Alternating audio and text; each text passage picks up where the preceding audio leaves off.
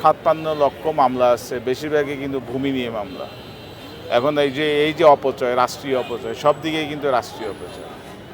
আপনি দেখেছেন এখানে বিভিন্ন স্টল দেওয়া হয়েছে এবং কম্পিউটারাইজ করা হচ্ছে, ডিজিটালাইজ করা হচ্ছে। আপনি নক করা মাত্র আপনি সমস্ত ডাটা পাবেন। তো এগুলো তো একদিনে হবে না, আস্তে আস্তে হবে। এটা শুরু হলো মাত্র। এবং আমাদের মাননীয় জেলা প্রশাসক মহোদয় আছেন, বাকিটা তিনি বলবেন। আমরা সকলেই চেষ্টা করছি যাতে একটা সহজীকরণভাবে ভূমির একটা রফা দফা হয় আর কি সবসময়।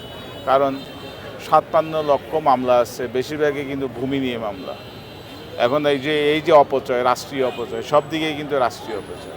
এগুলো সমন্বিতভাবে সবাই মিলে যদি আমরা এটা, জনগণের সচেতন হতে হবে, সবাই মিলে যদি আমরা এই কাজটা গুছিয়ে নিই, তাহলে দেখবে যে অনেক রাষ্ট্রীয় অপচয় হচ্ছে। এইটাই মাননীয় প্রধানমন্ত্রী অ্যাড্রেস করেছেন এখানে।